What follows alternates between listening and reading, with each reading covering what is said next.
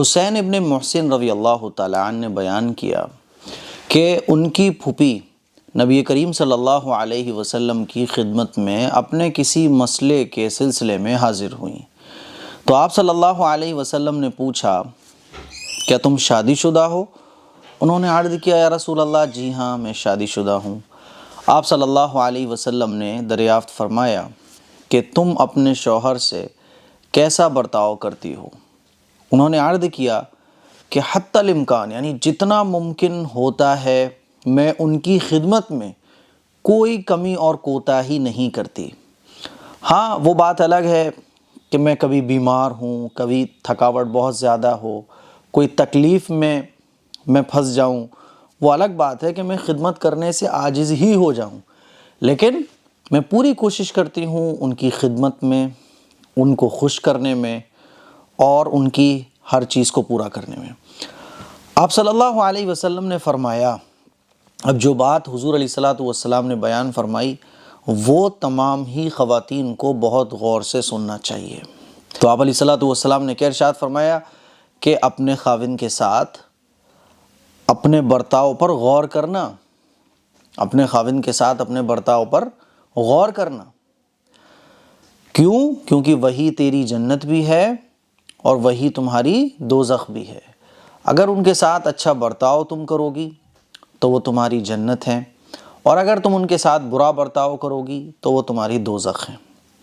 اپنے شوہر کی خدمت اور اس کو راحت اور اس کو آرام اور اس کو سکون اگر تم دے رہی ہو تو یہ تمہارے لیے جنت والے اعمال ہیں اور یہ تمہاری جنت ہے۔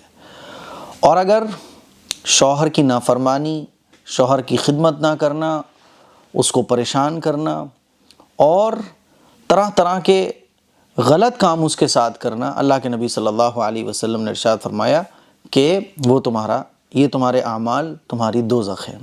تو حضور نے ارشاد فرمایا اپنے خاوند کے ساتھ اپنے برتاؤ پر غور کرنا۔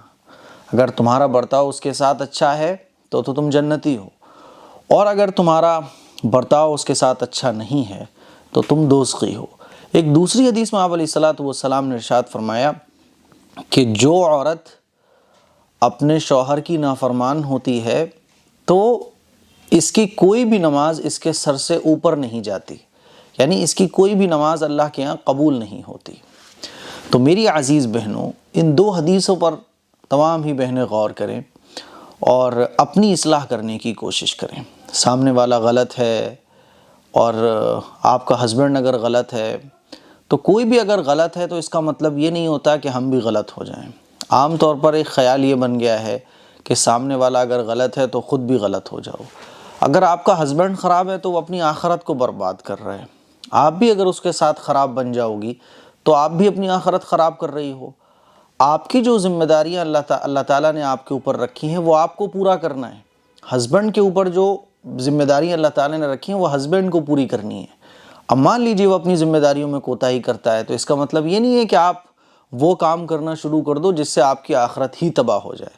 مان لیجیے شوہر آپ کو خرچہ پانی نہیں دے رہا ہے، یا آپ کی خواہش پوری نہیں کر رہا ہے، یا آپ کو پریشان کر رہا ہے، گالی گلوچ کر رہا ہے، تو وہ خود گنہگار ہے، لیکن اس کا مطلب یہ نہیں ہے کہ آپ بھی پھر اس کے ساتھ گالیاں بکنا شروع کر دو، اس کو ستانا شروع کر دو، تو پھر آپ بھی برابر کی مجرم ہو۔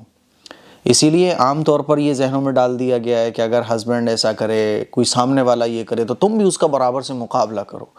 سامنے والا غلط کرے گا وہ اپنی قبر میں جائے گا، آپ اگر غلط کرو گی تو پھر آپ کا بھی یہی ہوگا۔ بہرحال خواتین عام طور پر اپنی اصلاح نہیں کرتی کیونکہ ان کی اصلاح کی طرف آج کل توجہ دلائی نہیں جاتی ہے۔ اسی لیے یہ دو حدیثیں ایسی ہیں کہ میں سمجھتا ہوں کہ ہر خاتون کو اپنے اندر ان دو حدیثوں کی روشنی میں غور کرنا چاہیے۔ کیا آپ نبی کریم صلی اللہ علیہ وسلم کے بتائے ہوئے طریقے کے مطابق اپنے شوہر کے ساتھ زندگی گزار رہی ہیں؟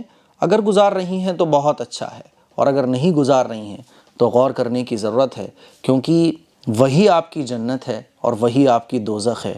یہاں تک کہ آپ کی عبادتیں، آپ کی نمازیں ساری بیکار ہو جائیں گی اگر آپ نے ان دو حدیثوں کے مطابق اپنی زندگی نہیں کی۔